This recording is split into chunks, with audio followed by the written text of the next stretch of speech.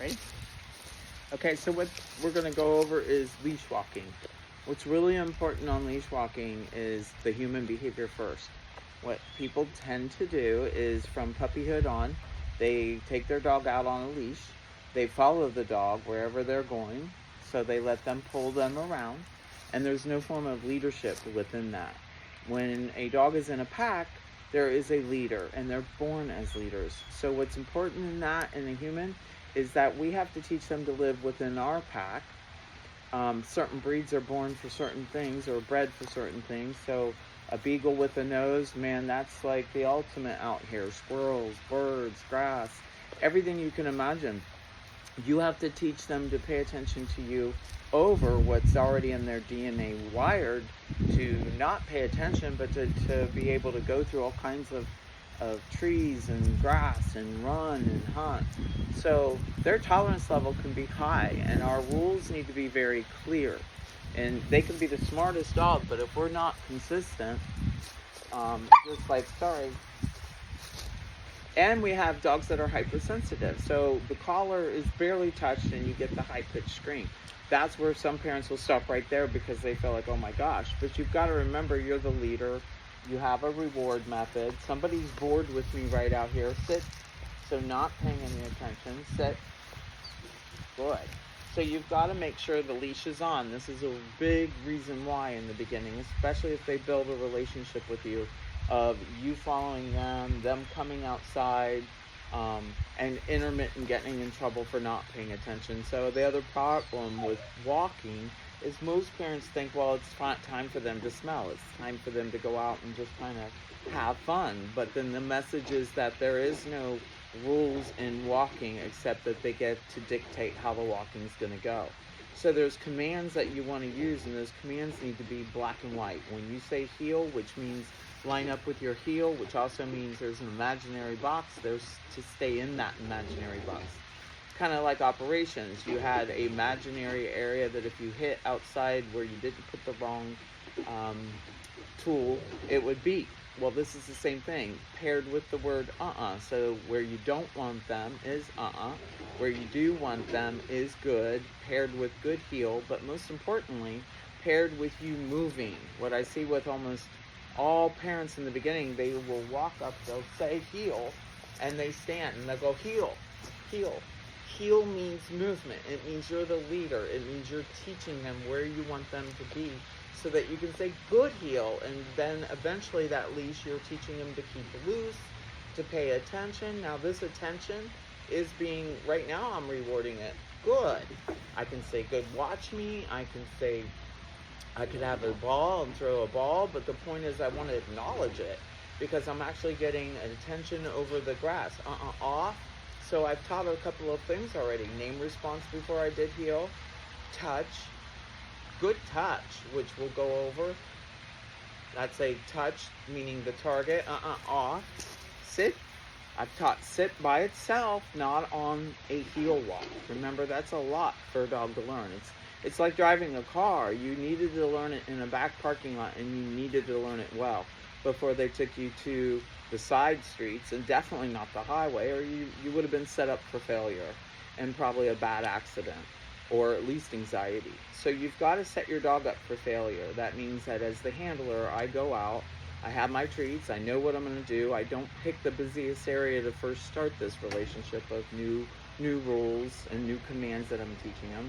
I teach them to heel, and that they have a visual spot that the ear lined up with the pants. So I'm teaching them to follow that spot, but I got to know as the handler, where is that spot?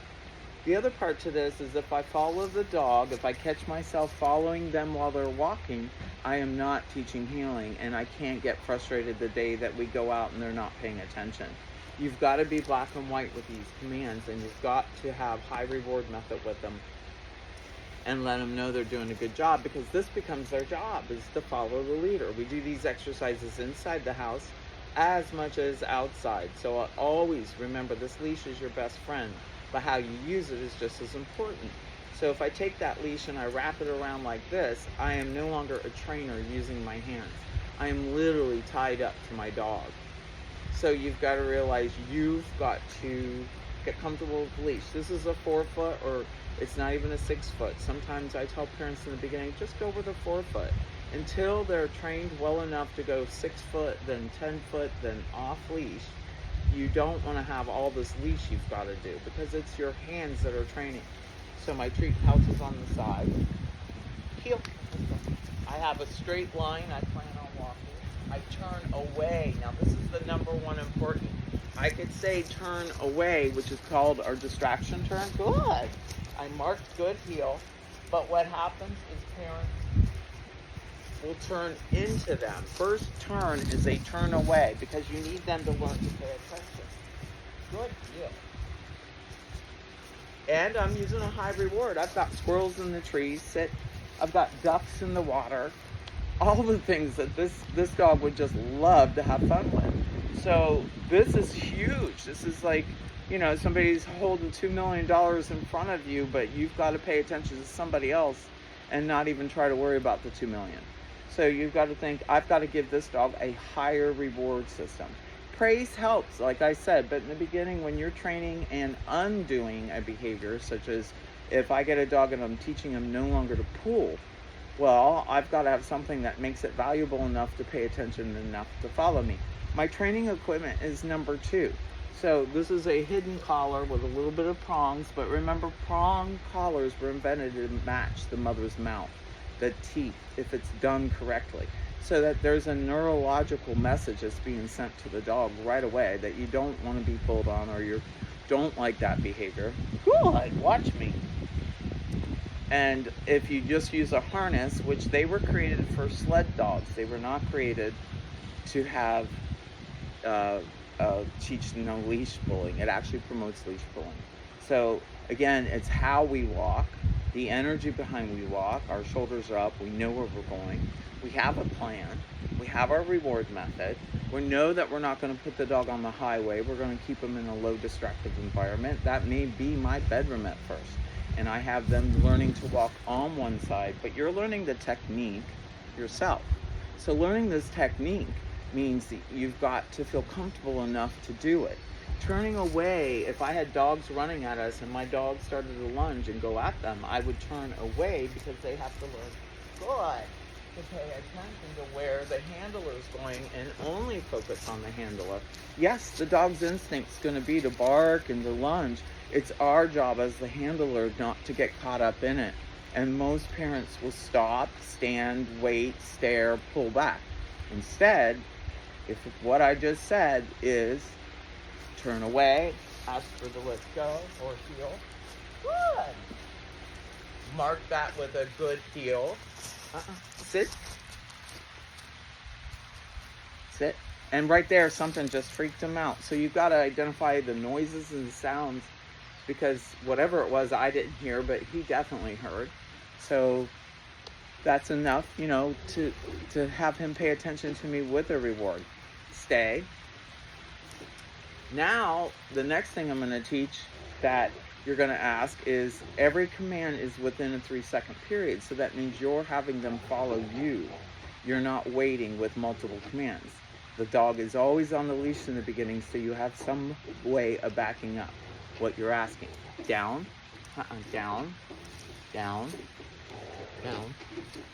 So I went right into the leash pressure if I didn't get an immediate response. We have tons of distractions around us at the moment, and I'm still getting a really good, but remember, down is a command like this. Down is not the off command, right? The off is when jumping. The down, come, good, sit, down, good, down, There's my marker word, I didn't get it fast enough. Good, down. I'm not going to get upset. These commands have just been taught really in the past couple of weeks. Not even a full, just not even over 2 weeks. So, you know, when the dog is now just learning all this, think how hard it is when we're learning something. So you got to be consistent, you got to be clear, and you got to be calm when you train. Because what happens again is their nervous system can get really messed up if they don't understand what you want. It takes a lot of repetition. I might work a dog on leash walking 5-7 times a day. Short little durations. Puppies can't go long just like we can. Freak! Now that was a word to let them know it's time to get up. That means that you're done. It could be free, it could be break, it could be go play. But if I put you in a chair and told you to sit, you need to know when to get up. So I teach the free first and the command, and then the stay. And a stay should be where you sit and stay, where you can walk around, do whatever you sit. Now again, it's never a perfect day, so even though I may get the best sit ever, I might not get it right this second, and that's okay. And you're training at that moment. That's all. Good stay.